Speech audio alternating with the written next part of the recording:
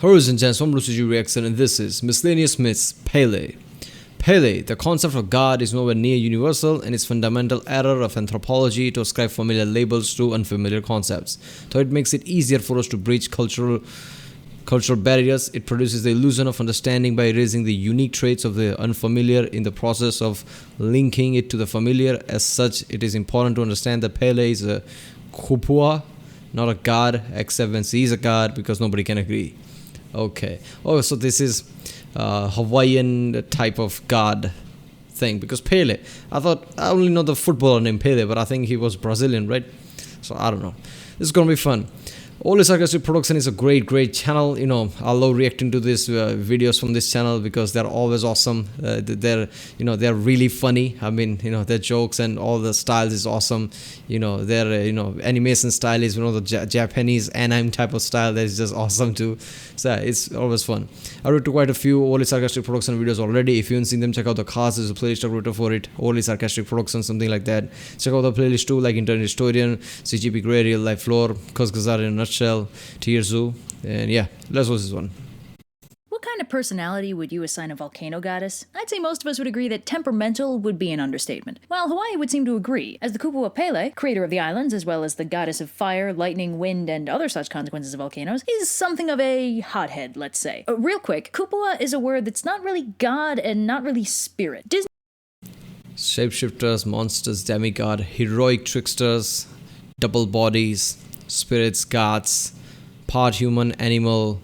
What the heck are these? Whatever. He translated it as demigod, which has incorrect implications, as it doesn't mean they're half god, half something else. Kupua are more like people plus plus. Not full-on gods, but not really human either. So for context, almost everyone involved in these stories is a Kupua. So, Pele. She's got her fair share of myths, which isn't too surprising given her importance to the mythos as a whole. One of her earliest stories explains how she came to Hawaii. See, before Pele, there was this other volcano god thing named Ailau, meaning the forest eater, which is a pretty sick name for a fire god, I gotta say. Like, that's some Tolkien stuff right there. So Ailau is not exactly well liked. Even though the lava he spits makes the islands grow, it's not like it's easy to live on an active volcano, and moderation isn't exactly in a volcano's vocabulary. So Ailau lives in a volcanic crater. Yeah, Ailau, that does sound like Middle Earth type of name. Yeah. So I guess what are they called, Kupua or whatever.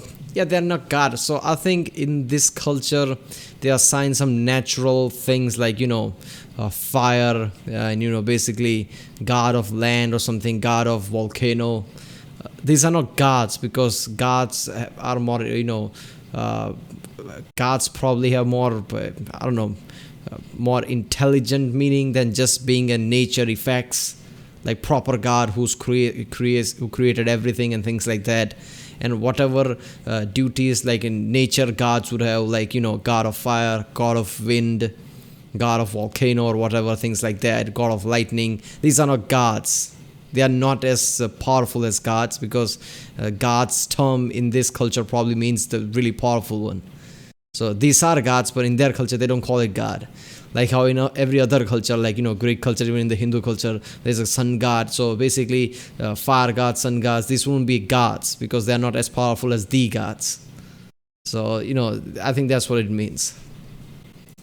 For thematic appropriateness, specifically the caldera of Kilauea, the most active volcano on the islands. And as Pele's making her trek to Hawaii, she decides to stop by and pay him a visit. She's been having trouble finding a suitably hot place to set up shop, and the biggest caldera on the island seems like a good place to start. But when she gets there, the crater's empty, because Ailau catches wind of the fact that Pele's heading his way and absolutely flips out, abandoning his crater and running away. Pele gives a mighty shrug, digs herself a suitable home in the crater, and sets about making more Hawaii. It's here on Kilauea that one of Pele's more well-known myths happens, where she finds herself locked in heavily symbolic combat with the rain-associated Kupua Kamapua'a. See, volcanoes produce some of the world's most fertile soil, but it can only be cultivated with the addition of rain. Symbolically speaking, the volcano and the rain kind of need each other, but they also kind of hate each other. This dichotomy characterizes most of Pele's interactions with Kamapua'a. So Kamapua'a is a Kupua with daddy issues, and despite being very handsome, makes a strong effort not to show it, with scary tattoos and a face full of stubble. He tries ineffectually to seduce Pele, and when she refuses, they decide to duke it out, Kupua to Kupua. However, after they come to the conclusion that they could totally kill each other, they decide to totally make out and instead. Ah, a tale as old as time. So they split the island down the middle, each ruling half of it, which corresponds to the fact that the northeastern half of the island gets more rain than the southwestern half. Kamapuaa, having known true love and overcome his daddy issues for the first time, briefly turns back into a hot guy, which freaks out Pele, so she runs off and throws a bunch of lava at him. Kamapuaa dives into the ocean to escape and turns into a triggerfish, while Pele misses him already and later has a kid, which may or may not be a metaphor for the fact that a volcano is only fertile when paired with rain. Now, one of Pele's myths is extra interesting to me because it's one of those myths that's used to explain some wacky natural phenomenon.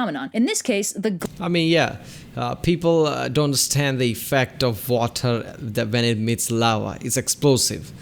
Every Hollywood movie has this, where somebody basically falls into lava and it slowly start disintegrate from the feet and slowly start to sink into the lava. Even in the Star Wars, the Anakin that has that kind of effect. Every time that's the effect. Anybody falls into lava and they slowly, sink into the lava. No, that's not how things work. If a human basically jumps into a lava, they would explode suddenly. That's what happens when you throw, water, and we are mostly water. There is even a clip on YouTube, if you see it, where somebody throws some kind of meat pile of some meat. I don't know what is probably. I think it's probably steak or something. I don't know. Meat pile he basically throws into a lava in volcano, and it explodes because of course it does. So this is a misunderstanding. So yeah, water means lava. That would be explosive, I guess. Man, I think Kupua. Like I said, I'm still thinking about it. I think it probably it's like that. In the Greek, I just reacted to that video about the Greek mythology where somebody cheats death. In that, I'm talking about that. Thanatos is basically death personifies. He is death, something like that. While Hades is god of death. God of death or something like that. King of death or something like that. So Hades would be proper god.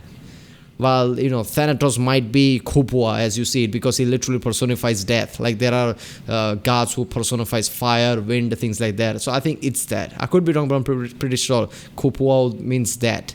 Not human plus human. Humans are still human. And if you're power of basically, I don't know, lightning and fire and things like that, you're not human. But it's like, between, it's not pure God, but it's, kind of like God. Like how every other culture has the sun god, fire god, things like that.